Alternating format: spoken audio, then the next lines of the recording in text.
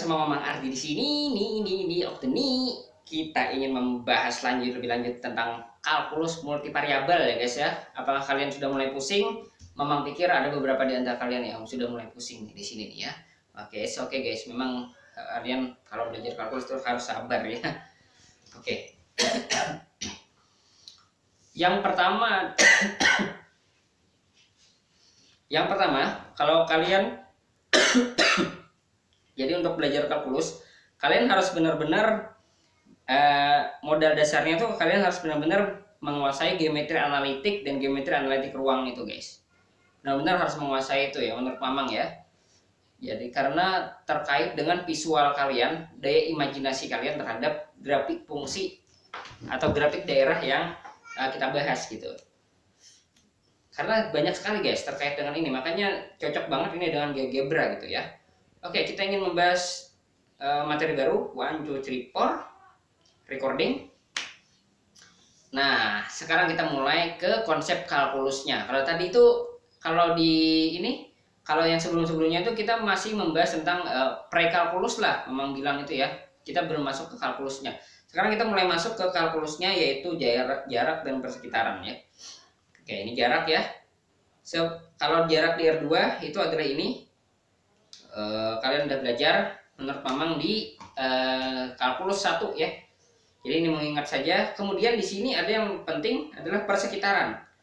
Persekitaran adalah himpunan guys. Himpunan di sini adalah persekitaran itu adalah misalnya ya, ada titik, himpunan yang ada di sekitar titik tersebut itu dinamakan persekitaran.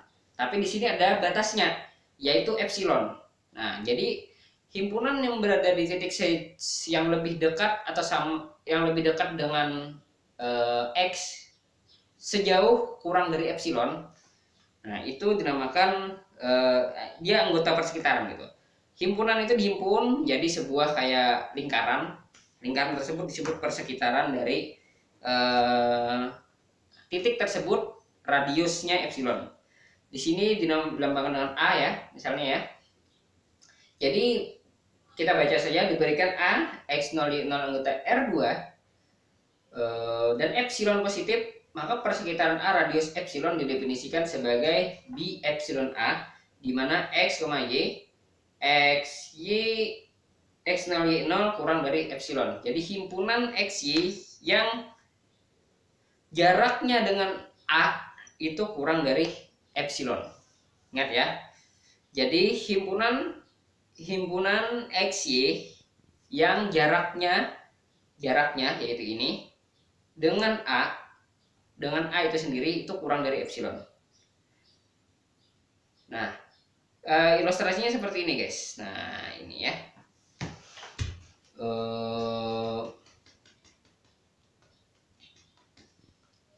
Oke, jadi seperti itu. Ini sulitnya ini ya guys.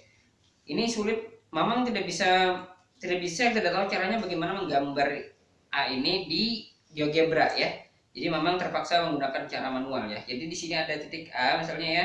Nah, himpunan yang secara lempengan di sini ya, tapi dia tidak boleh berada di atas sini. Dia hanya berada di lempengan XY ini saja, di lantainya saja guys. Nah, itu jaraknya ya, misalnya ini ya, ini jarak dengan ini ke sini kurang dari epsilon. Misalnya di sini juga ini kurang dari epsilon juga gitu ya. Pokoknya himpunan yang titik-titik yang berada di sekitar A yang jaraknya ini kurang dari epsilon, itu merupakan anggota dari persekitaran A radius epsilon. Nah, persekitaran itu sendiri adalah himpunan seluruh titik-titik. Ingat ya, himpunan. Persekitaran itu adalah himpunan titik-titik yang jaraknya dengan A itu kurang dari epsilon. Nah, dilambangkan dengan begini. Nah, ini ya rumusnya itu. Ini ilustrasinya. A-nya di sini, titik pusat, ini kayak lingkaran ya. Nah, gitu. Itulah ya. Nah, kalau kita lihat di bidang XOY saja, maka akan seperti ini. Nah, ini kan kayak lingkaran gitu ya, kayak persamaan lingkaran jadinya. Oke. Jadi titik-titik yang ada di sini, nah ini adalah anggota persekitaran nih, titik-titik yang di sini nih. Ya, ini adalah titik tetangga dari A. atau titik persekitaran ya, atau neighborhood. Oke, bukan Robin Hood, bukan ya. Oke, berdasarkan definisi persekitaran di atas, kita mampu mengklasifikasi titik terhadap himpunan di R2 ya, yaitu ada yang namanya, yang pertama adalah titik interior himpunan. Misalkan ada himpunan D, misalnya ini adalah himpunan ya, katakanlah himpunannya D gitu ya. D ini masuk di dalam sini, ini anggota D juga yang di dalam sini. Ingat ya. Jadi himpunan D adalah himpunan yang di sini beserta di dalam-dalamnya itu. Maka titik interior himpunan ini, D ini adalah titik yang berada di dalamnya saja, tapi tidak berada di batas ini. Ini yang warna merah ini, arsir merah ini adalah titik interiornya dari D.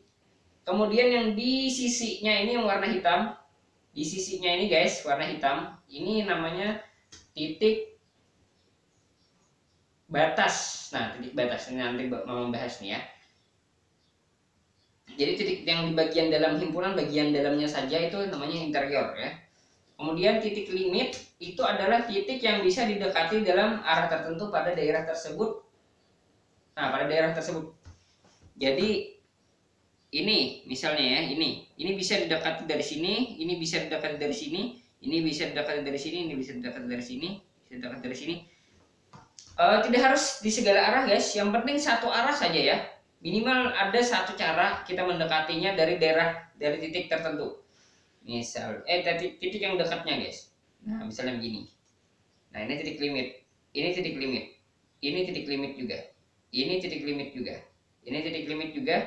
Ini titik limit juga. Karena saya bisa menggambar panah dari sini ya. Bagaimana dengan di sini, Mas? Nah, ini nggak bisa, Mas. Karena kita tidak bisa mendekati. Kalau didekati dari sini mentok. Dia mentok oleh batas ini. Nah, nggak bisa ke sini. Berarti ini bukan titik limit ya, titik yang di luar ini. Tapi titik yang di dalam sama titik yang di atas ini titik limit. Jadi titik yang bisa didekati dalam arah tertentu pada daerah tersebut. Oke, ini agak abstrak ya guys. Ini agak abstrak. Ya, kalian cerna saja apa semampu kalian gitu ya. Kemudian ada lagi namanya titik tracing. Nah, titik tracing itu dia titik menyendiri ya dari D ini. Ini ada daerah di sini D, tapi ini ada titik menyendiri. Tapi di sini yang penting adalah dia masih anggota D, yang penting ya. Jadi yang bukan anggota D itu bukan titik tracing, dia harus anggota, tapi dia menyendiri titiknya ya dari grafik daerah tersebut.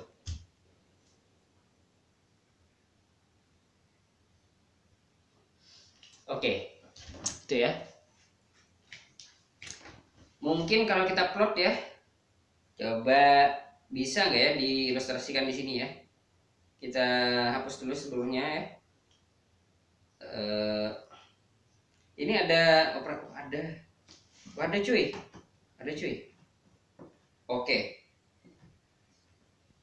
Oke, kita coba ya guys. Kita coba nih. Coba kalau misalnya kita X kuadrat tambah Y kuadrat sama dengan 1 misalnya ya. Lalu kita dankan ini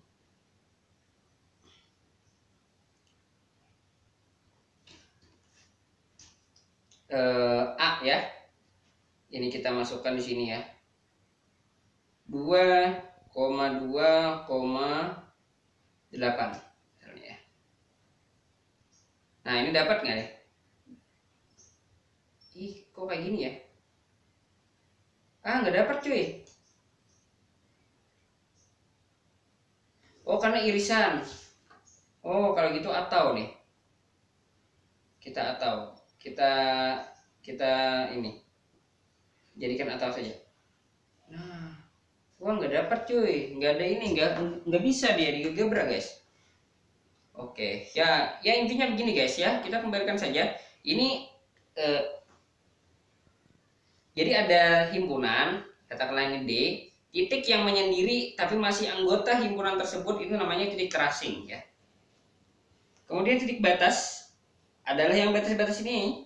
Nah, di sisi ini sama ini ya, dirinya ini sendiri. Yang tracing itu termasuk titik batas juga. Ya. Jadi yang bagian sisi-sisi yang membatasi ini titik batas. Oke guys, aman ya? Bisa ya? Memahami? Nah, ini adalah latihan. Diberikan di 1x dx di mana 1 kurang dari x kurang dari 2, negatif 1 kurang dari y kurang dari 1. Ini bisa nggak ya? Mamang ini masih bingung guys mendefinisikan irisan ini ya. Bingung, seriously bingung nih. Definisinya nggak dapat Mamang ya. Nah, pilihlah satu titik koordinat sehingga jaraknya dengan D tidak kurang dari 1. Ini latihannya ya. Kemudian ada pilihlah satu titik interior D jika ada, pilihlah satu titik limit D jika ada, pilihlah satu titik batas D jika ada, pilihlah satu persekitaran pada D dengan radius 1/4. Oke. Yang pertama yang paling penting sekali berarti kalian harus bisa menggambar grafik D ini sendiri. Ini perhatikan guys, ini berbeda dengan metode peta kontur. Ini lebih enak karena X-nya ini hanya di R2 saja. Jadi X, Y saja, tidak ada Z di sini. Jadi memang pikir kalian sudah belajar ini di kalkulus 1 ya. Berarti nih. Jadi ya grafiknya itu seperti ini nih. Mamang langsung aja nih. Mamang nggak bahas lagi karena ini bukan pembahasan Mamang ya. Karena Mamang pikir kalian sudah belajar di S1. S1 dulu, kalkulus 1 ya. 1 kurang dari X kurang dari 2. Misalnya ini 1, ini 2, ini X ya. Salah nih, sorry nih guys. Kurang rapi nih nanti nih. Nah, di sini 1, sini 2, kemudian di sini negatif 1 dengan 1. Jadi di sini adalah 1 juga. Di sini negatif 1. Nah, berarti gini nih bentuknya nih. Oh, ini kurang dari. Kalau kurang dari titik-titik ya. Nah, ini titik-titik. Gini. Nah, grafik himpunannya seperti ini ya. Oke. Nah, sekarang interior. Oh, ini termuat nih. Ini termuat nih. Jadi setiap anggota yang di sini itu setiap anggota yang di dalam daerah yang diarsir ini adalah anggota dari D. Jadi D ini adalah bagian diarsir. Yang pertama, pertanyaannya, pilihlah satu titik koordinat sehingga jaraknya dengan D kurang dari 1. Kurang dari 1. Tinggal Mamang pilih yang paling gampang ya. Mamang pilih paling gampang ini adalah ya ambil ini saja. Tidak kurang dari 1 ya. Nah, masalahnya jarak dengan D ini guys. Jaraknya dengan D ya. Nah, Mamang ini skip aja ya. Ini skip aja. Ini terlalu jauh nih pembahasan ini. Mungkin di geometri analitik nanti ya. Mamang mau bahas yang ini saja. Nomor 2, titik interior D jika ada. Ada guys. Ini kan ada yang di dalam sini nih. Nah, kan di dalam sini kan ikut ya. Nah, seluruh titik di interior nih disuruh pilih ya. Pilih 1. Oh ya, pilih 1. Berarti kita pilih yang di dalam sini apa nih guys? Ini ada 1, di sini ada 2, di sini ada 1,5. Nah, pilihlah 1,5. Bukan 1,5 itu berapa guys? 1/2 ya. 1/2,0. Nah, ini dalam sini. Ini interior guys. Salah satu ya, salah satu. Jadi interior D. Salah satu titik limit D jika ada. Ya, kebetulan titiknya yang ini tadi ini bisa di ini ya. Yang lain misalnya Mamang pilih misalnya yang di inilah ya. Karena Mamang bisa mendekati dari sini, berarti ini adalah 1,0 titik limit D ya. Kemudian titik batas. Ini titik batas juga nih guys. Ini juga titik batas. Kenapa? Karena dia ada di sisi. Di sini, sisi ini ya. Kemudian suatu persekitaran pada D dengan radius 1/4. Oke, kita buat satu persekitaran D dengan radius 1/4. Ya udah, kita akan pilih ya yang ini. Yang ini tadi. Jadi berarti B 1/4 1/2,0 sama dengan himpunan X, Y, di mana X, Y dikurang 1/2,0 ini kurang dari 1/4. Nah, seperti ini ya jadinya. Ini persekitarannya. Jatuhnya berarti grafiknya adalah segini. Nah, kecil banget nih, guys. Di sini nih. Nah, ini. Ini pejal ya, masuk ya. Oke. Nah, kira-kira seperti itu guys untuk yang pembahasan titik-titik ini. Mungkin nanti Bu In bisa menjelaskan lebih detail ya. Thank you for watching.